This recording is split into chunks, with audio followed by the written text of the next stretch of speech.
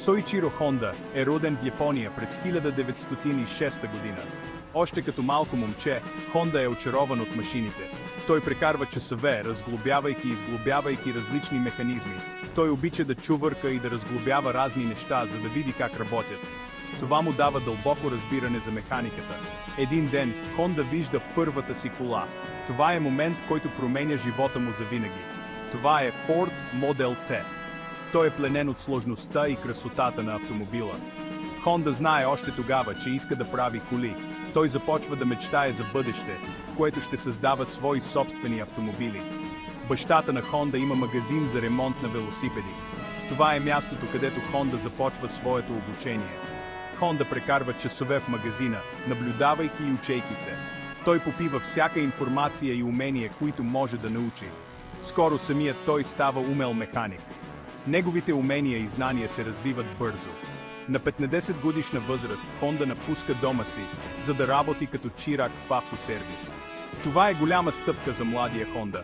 Бързо си създава репутация на умел и трудолюбив човек. Неговата отдаденост и страст към работата не остават незабелязани. Страстта на Хонда към механиката само се засилва с времето. Той продължава да се учи и да се развива, подготвяйки се за бъдещите си успехи. През 1928 година на 22 годишна възраст Хонда стартира собствен бизнес.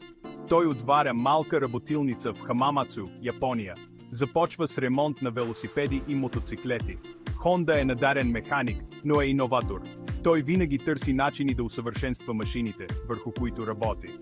Хонда скоро започва да произвежда свои собствени мотоциклети. Той използва инженерните си умения, за да създаде леки и достъпни мотори. Мотоциклетите му се превръщат в мигновен успех в Япония. Хората харесват тяхната надежност и достъпна цена. Този ранен успех подхранва амбицията на Хонда. Той мечтае да прави не само мотоциклети, но и автомобили. След Втората световна война, Япония се бори да се възстанови. Хонда вижда възможност да помогне на страната си и да преследва мечтата си. През 1946 година той основава Техническия изследователски институт Хонда. Първият продукт на компанията е малък, двутактов двигател.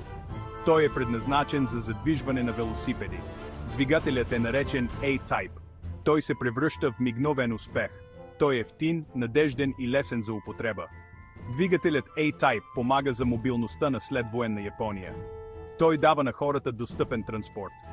Успехът на двигателя A-Type позволява на Honda да разшири бизнеса си. През 1948 година той основава Honda Motor Company. В началото Honda се фокусира върху мотоциклетите, но мечтата му да прави автомобили никога не угасва. През 1963 година Honda представя първия си автомобил, мини-пикапът T360. Той е малък и практичен. T360 е проектиран за японския пазар.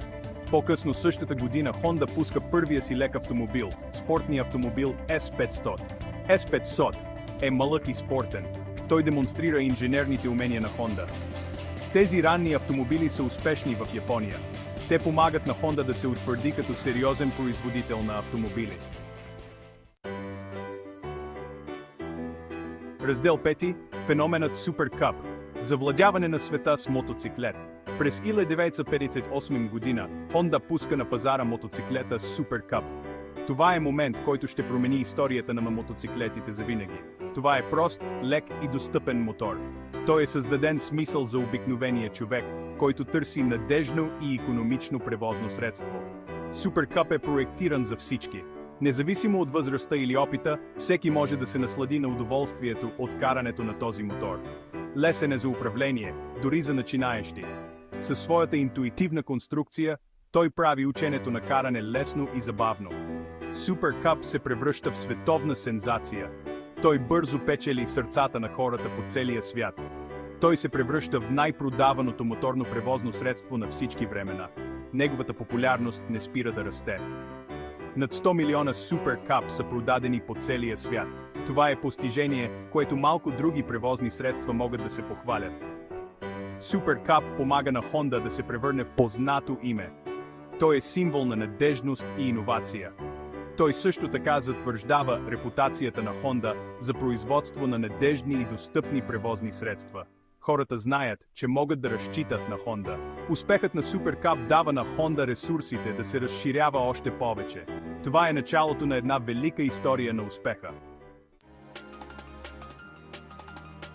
Раздел 6. Състезание до върха. Доминацията на Honda в мотоспорта. Още от самото начало, Honda има страст към състезанията. Соичиро Honda вярва, че състезанията са от съществено значение за развитието на автомобилите. Той е известен със своята фраза «Състезанията подобряват породата».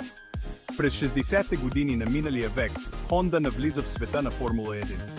Компанията бързо си създава име с иновативните си двигатели и дизайн на шаситата. Успехът на Honda в състезанията се превръща в търговски успех. Той помага за утвърждаването на Honda като производител на високопроизводителни и технологично напреднали автомобили. Раздел 7. Пробив в Америка. Предизвикателство към гигантите в автомобилната индустрия. През 70-те години на миналия век, Honda се насочва към американския пазар. По това време американската автомобилна индустрия е доминирана от големи, лакоми за гориво автомобили. Honda вижда възможност да предложи нещо различно – икономични, надежни и достъпни автомобили. През 1972 година Honda представя Civic на американския пазар. Civic е малък, икономичен автомобил, който е идеален за ерата на растящите цени на горивата. Civic се превръща в мигновен успех. Той помага на Honda да се утвърди като основен играч на американския автомобилен пазар. Раздел 8. Икономия на гориво и надежност. Революцията на Honda Civic и Accord. Honda последва успеха на Civic с Accord през 1976 година. Accord е по-голям, по-луксозен автомобил, който предлага повече пространство и комфорт.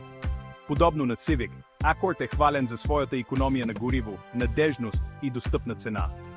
Civic и Accord се превръщат в два от най-продаваните автомобили в Америка. Те помагат да се промени начинът, по който американците мислят за колите. Honda показва, че малките автомобили могат да бъдат стилни, забавни за шофиране и икономични. Раздел 9. Разширяване на хоризонтите. От луксозни автомобили до роботика. През годините Honda продължава да е иновативна и да разширява продуктовата си линия. През 1980 година Honda лансира марката Acura. Acura е създадена за да се конкурира с производители на луксозни автомобили като BMW и Mercedes-Benz. Acura е успешна в предлагането на луксозни автомобили, които са известни и със своята надежност и динамика. Honda се разширява и извън автомобилите. Сега компанията произвежда широка гама от продукти, включително мотоциклети, ATV, генератори, корабни двигатели и дори роботи. Роботът Asimo на Honda е един от най-модерните хуманоидни роботи в света. Раздел 10. Наследство от иновации. Трайното влияние на Honda върху автомобилния свят. Наследството на Соичиро Honda е наследство от иновации, решителност и ангажимент за създаване на продукти, които подобряват живота на хората. От скромното си начало в малка работилница в Япония, Honda се превръща в един от най-уважаваните и успешни производители на автомобили в света. Ангажиментът на Honda към икономията на гориво и екологичната отговорност е помогнал за оформянето на автомобилната индустрия. Фокусът на компанията върху безопасността също е оказал значително влияние, като автомобилите на Honda постоянно печелят най-високи оценки за безопасност. Раздел 11. Шофиране към бъдещето. Визията на Honda за устойчиво утре. Тази визия не е просто мечта, а реалност, която компанията активно преследва. Днес Honda продължава да бъде лидер в автомобилната индустрия, като същевременно се стреми да намали въглеродния си отпечатък. Компанията е ангажирана с разработването на нови технологии, които ще оформят бъдещето на мобилността, включително иновации в електрическите и хибридните системи.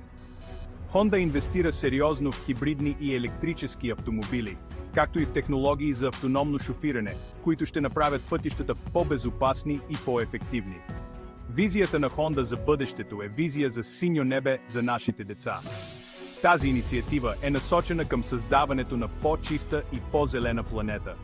Компанията е ангажирана с създаването на свят, в който хората могат да се наслаждават на свободата на мобилността, като същевременно свеждат до минимум въздействието си върху околната среда. Това включва усилия за опазване на природата и намаляване на замърсяването. Със своята непоколебима отдаденост на иновациите и фокуса си върху бъдещето, Honda е в добра позиция да продължи своето наследство от успех за много години напред. Компанията ще продължи да бъде пионер в индустрията, водена от своята визия за устойчиво развитие и технологичен напредък.